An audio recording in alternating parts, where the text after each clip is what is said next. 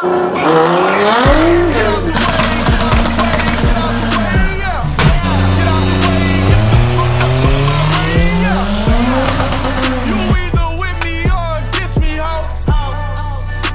going on, guys? Vic JC here, back with another video. I know it's been a while. I had a lot going on. I've been working a lot and just trying to get things done. But in the meantime, I did get some things done to the Eclipse that you guys might not have seen. So let's just go over that real quick.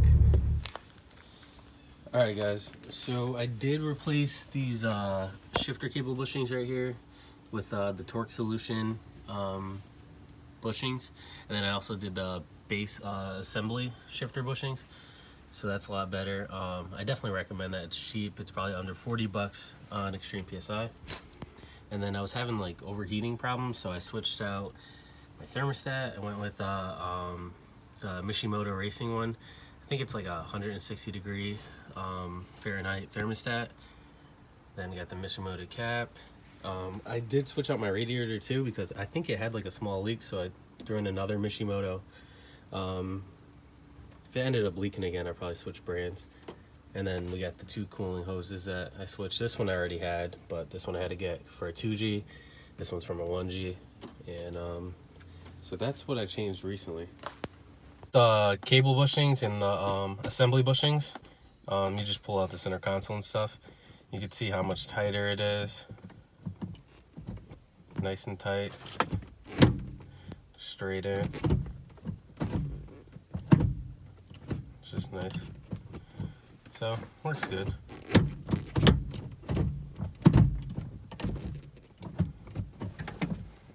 But those I definitely recommend. I wish I did these from the get-go, because it just makes the car so much better.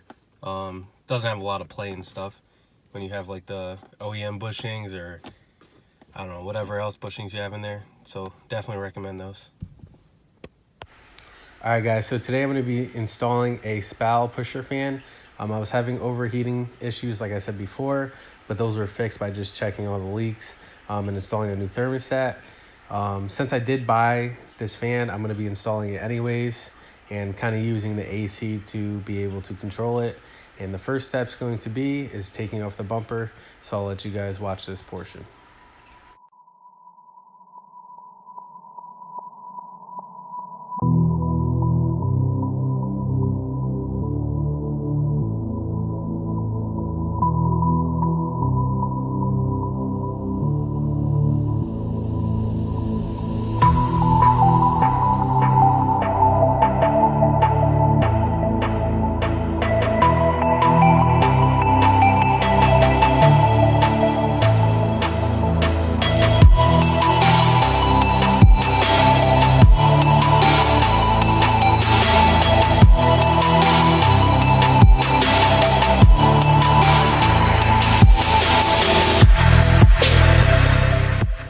Alright, guys, so the next step here is just going to be removing the front mount intercooler out of the way so we could get to the radiator.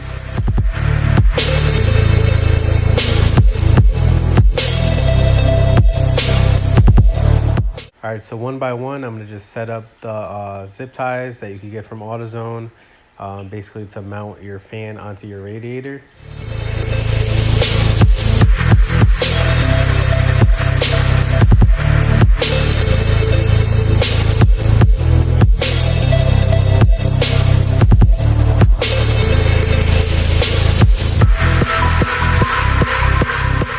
So the fan is mounted on the radiator, all the wiring is set up, and everything seems to be working very smooth.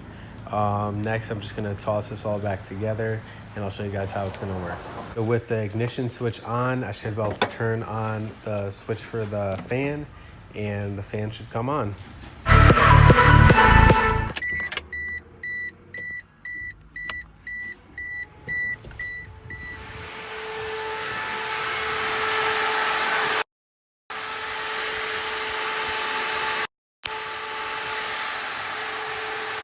Alright guys, I hope you enjoyed today's video of this slim fan install.